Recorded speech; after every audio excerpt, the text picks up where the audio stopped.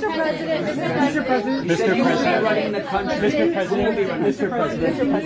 said that the U.S. is going to run Venezuela. So who's in power right now?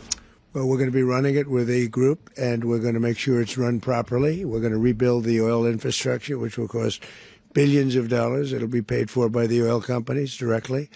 They will be reimbursed for what they're doing, but that's going to be paid.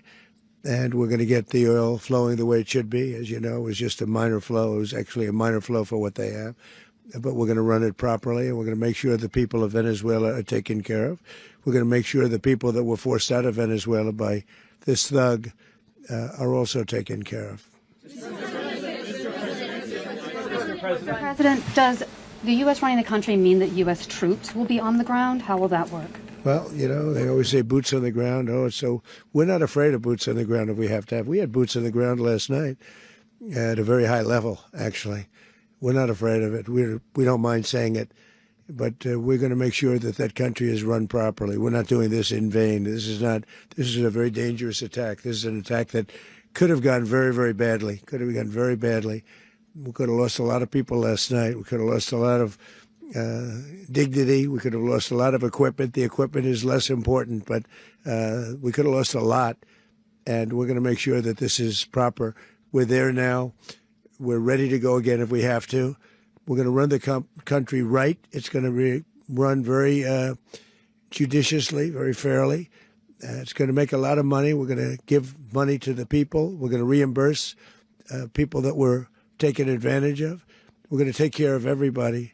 It's very important. We couldn't let them get away with it. You know, they stole our oil. We built that whole industry there, and they just took it over like we were nothing. And we had a president that decided not to do anything about it. So we did something about it. We're late, but we did something about it. Yeah, please. Are you explaining the exact mechanism by which you're going to run the country? Are you going to designate a U.S. official to coordinate? Yes, it's all being done right now. We're designating people. We're talking to people. We're designating various people, and we're going to let you know who those people are. What's the group you mentioned that would run Venezuela? Well, it's largely going to be, for a period of time, the people that are standing right behind me. We're going to be running it. We're going to be bringing it back. It's a dead, you know, I talk about a dead country. A year and a half ago, we were a dead country. Now we're the hottest country anywhere in the world. We're a country doing better than any country anywhere in the world. And it required leadership. Venezuela has a lot of bad people in there, a lot of bad people that shouldn't be leading. We're not going to take a chance that one of those people take over for Maduro. So you can look at, and others, we have fantastic people, including people in the military. So we're going to have a group of people running it until such time as it can be put back on track, make a lot of money for the people, and give people a great way of life, and also reimbursement for people in our country that were forced out of Venezuela. Rubio would be... You said earlier today that you weren't going to back Machado to come back and be the opposition leader in your Fox and Friends interview. And then you also mentioned the vice president of Venezuela. Are you going to work with the vice president of Venezuela, or how do you foresee the relationship going? I understand she was just sworn in, but she was, as you know, picked by Maduro. So Marco's working on that directly. He just had a conversation with her, and she's essentially willing to do what we think is necessary to make Venezuela great again. Very simple.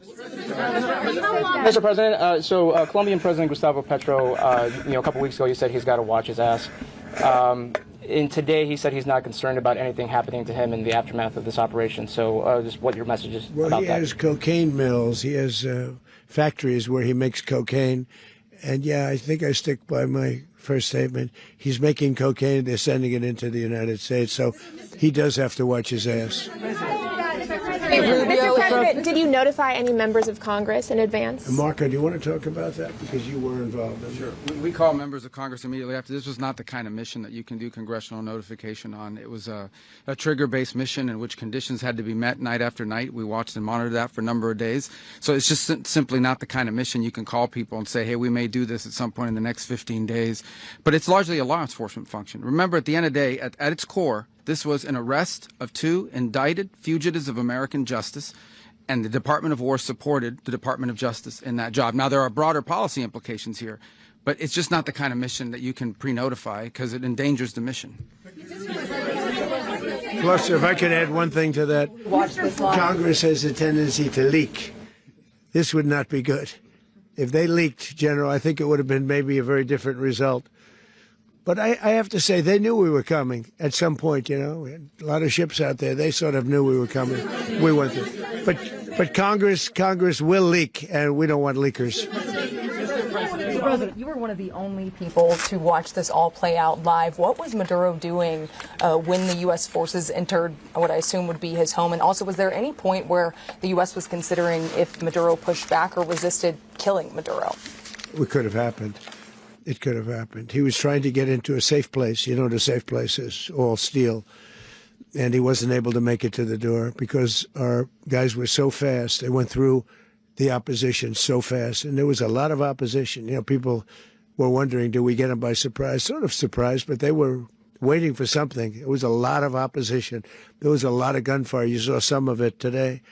But he was trying to get to a safe place, which wasn't safe because we would have had the door blown up in about 47 seconds, they say on average, regardless of how thick the steel was.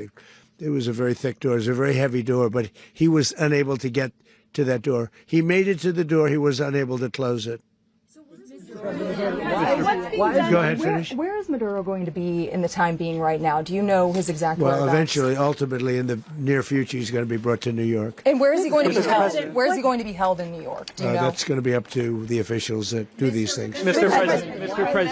President, the U.S. has something of a mixed track record of ousting dictators without necessarily a plan for what comes afterwards. Did that weigh on your decision? Well, that's when we had different presidents, but with me, that's not true. With me, we've had a perfect track record of winning. We win a lot, and we win. If you look at Soleimani, you look at al-Baghdadi, you look at the Midnight Hammer. Midnight Hammer was incredible. Right now, you wouldn't have peace in the Middle East. We have essentially peace in the Middle East because of that. If we weren't successful with Midnight Hammer, you wouldn't have peace in the Middle East. So, with me, you've had a lot of victory. You've had only victories. You've had no losses. Yeah. President, can you? How long do you expect the U.S. to run Venezuela, and how soon do you want the Venezuelan people to hold elections? So I'd like to do it quickly, but it takes a period of time. You know, we're rebuilding. We have to rebuild their whole infrastructure. The infrastructure is rotted. It's actually very dangerous. It's blow-up territory. Oil is very dangerous. It's a very dangerous thing to take out of the ground. Can kill a lot of people. It has killed a lot of people doing just that. The infrastructure is old. It's rotted. Much of it is stuff that we put there 25 years ago, and we're going to be replacing it. And we're going to take a lot of money out so that we can take care of the country. Yeah. Are you saying that Secretary Rubio and Mr. President, China, Russia, and Iran have interests in Venezuela. How does this operation affect your relationships with them when it comes to the oil and the drugs? And Russia, Russia when we get things straightened out. But in terms of other countries that want oil, we're in the oil business. We're going to sell it to them. We're not going to say we're not going to give it to them. In other words, we'll be selling oil probably in much larger doses because they couldn't produce very much because their infrastructure was so bad. So we'll be selling large amounts of oil to other countries, many of whom are using it now, but I would say many more will come. Now, are you saying, Mr. President, are you saying that, Mr. President, are you saying that? Mr. President, thank you. What is your message to the people of Venezuela today? Of course, the civilian population specifically, they have a lot of questions. What is your message to the people of Venezuela? That you're going to have peace, justice. You're going to have some of the riches that you should have had for a long period of time. It was stolen from you. But you're going to have peace and you're going to have safety. You're going to have justice. You're going to have a country. You're going to have a real country. You're going to have potentially a great country. You know, if you go back 20 years, maybe even a little longer ago, that was a great country. And they destroyed it. Remember I said that if we lose this election, the United States will be Venezuela on steroids. That's what would have happened. Had we lost the election, the 2024 election, we suffered so badly. When you look at the border from 2020, what they did, what Joe Biden administration did to our country should never be forgotten. But if we had to go through another year of that, we would be exactly where Venezuela was in terms. I used to say, if they win, we're going to be Venezuela on steroids, and that's what would have happened. President, thank you. Are you saying that Secretary Hegseth and Rubio are going to be running Venezuela, and will you be sending in U.S. military They're troops going to to be a provide? team that's working with the people of Venezuela to make sure that we have Venezuela right. Because for us to just leave, who's going to take over? I mean, there is nobody to take over. You have a vice president who's been appointed by Maduro, and right now she's the vice president, and she's, I guess, the president. She was sworn in as president just a little while ago. She had a long conversation with Marco, and she said, we'll do whatever you need. I think she was quite gracious, but she really doesn't have a choice. We're going to have this done right. We're not going to just do this with Maduro, then leave like everybody else, leave and say, let it go to hell. If we just left, it has zero chance of ever coming back. We'll run it properly. We'll run it professionally. We'll have the greatest oil companies in the world go in and invest billions and billions of dollars and take out money, use that money in Venezuela. And the biggest beneficiary are going to be the people of Venezuela. And also, I can't stress this strongly enough, the people that got thrown out of Venezuela that are now in the United States, and frankly, some want to stay and some probably want to go back. Yeah. Protect Americans in the country, and were any of the detained Americans? Well, right now they're very protected because nobody's going to mess with us. They're very protected. The people of, and we let them know that you better not touch one of them. Are you concerned that bad elements of the Maduro regime will remain in place? Well, we know who they are. We're on them, and they're acting much differently now than they would have acted 2 days ago. Okay, wait, behind you, please. Mr. President, why is running a country in South America America first?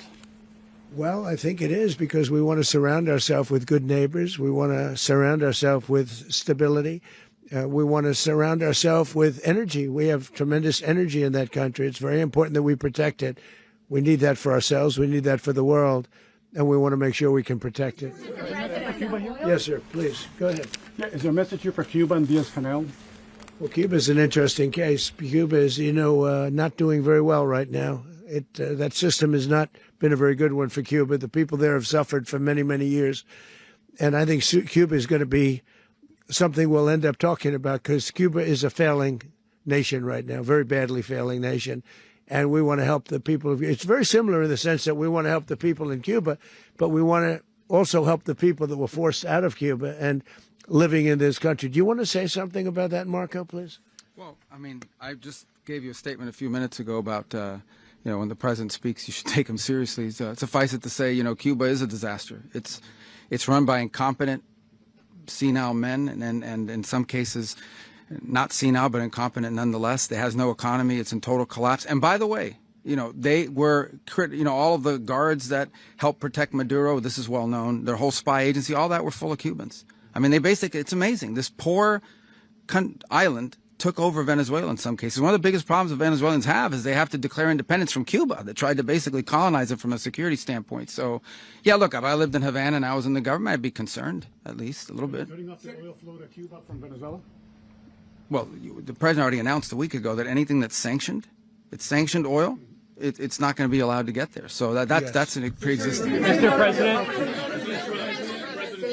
The answer is yes. Yes. Is the U.S. aware of the location of opposition leader Machado, and have you been in contact with her? No, we haven't. No, we haven't. Mr. President. Do you have any hesitations about Machado? Mr. President, on Monday. I think it would be very tough for her to be the leader. She doesn't have the support within or the respect within the country. She's a very nice woman, but she doesn't have the respect to be the leader. Mr. President, is it possible that the U.S. ends up administrating Venezuela for years? Well, it won't cost us anything because the money coming out of the ground is very substantial. So it's not going to cost us anything. We will. Well, we want safety there. We want to be surrounded by countries that aren't housing all of our enemies all over the world. That's what was happening, and you don't want to have that. But we're going to be rebuilding, and we're not spending money. The oil companies are going to go in. They're going to spend money. We're going to take back the oil that, frankly, we should have taken back a long time ago. A lot of money is coming out of the ground. We're going to get reimbursed for all of that. We're going to get reimbursed for everything that we spend. So it's going to be a very important. This is a very big evening that took place last night. We have to be surrounded by safe, secure countries, and we also have to have energy very important. We have to have energy that's real energy, not where they're getting 4% and 5% of the energy out of the ground. You take a look. It was such a disaster. So what's going to happen with Venezuela, I think, over the next period of a year is going to be a great thing. And the people of Venezuela will be the biggest beneficiaries. Mr. President, going to send in the U.S. military. Mr. President, thank you. What did you last speak to Maduro about when you spoke? And is the U.S. Well, I don't want to get war into with the Venezuela? conversations, but I did have conversations with him, and I said, you got to surrender. And I actually thought he was pretty close to doing so, but now he wished he did, yeah. You said that Maduro is responsible for drug trafficking. You recently pardoned the former president of Honduras, who was convicted on many drug trafficking. Can you explain how these two situations are different? And would you ever pardon Maduro? I endorsed, as you know, the winning president, the man who won in Honduras. I endorsed the man who won in Chile. I endorsed the man who won in Argentina. And we are doing very well with that whole group. What the man that I pardoned was, if you could equate it to us, he was treated like the Biden administration treated a man named Trump. That didn't work out too well for them. This was a man who was persecuted very unfairly. He was the head of the country. He was persecuted very unfairly. And there are a number of them. And we felt that it was a very unfair situation that happened to him. He's also a party member of the man who won. So obviously the people liked what I did. And one of the reasons that was done is because of the fact that the party in power felt very strongly that that man was treated very badly. I studied it very quickly, and then I studied it in great detail. I went to a lot of the people standing behind me, and they felt that that man was persecuted and treated very badly. That's why I gave him a pardon. You referenced boots on the ground earlier. Can you just sort of button this up? Do you envision the U.S. military having a presence in Venezuela as the U.S. runs that country? No, we're going to have a presence in Venezuela as it pertains to oil, because we have to have, we're sending our expertise in. So you may need something, not very much. But no, we're going to be taking out a tremendous amount of wealth out of the ground. And that wealth is going to the people of Venezuela and people from outside of Venezuela that used to be in Venezuela. And it goes also to the United States of America in the form of reimbursement for the damages caused us by that country. So I want to thank you all very much. Thank you. Do you have one? Yes, please. You were so nice before. I'm going to give you the final question. Go ahead. Thank you, Mr. Unless President. it's a bad question, in which case I'll go one word. It's about who? It's about Putin, if you want. About Putin? Well, that's always nice to talk about Putin. You had a phone call with him on Monday. Did he talk at all about Maduro? Did y'all talk about this? No, we didn't. We never spoke about Maduro. Are you mad at him right now? I mean, there's this I'm not intelligence. thrilled with Putin. I'm not thrilled with Putin. He's killing too many people. I thought that would be so. I settled 8 1/4 war. You know what the 1/4 was? Thailand and Cambodia. I did it again.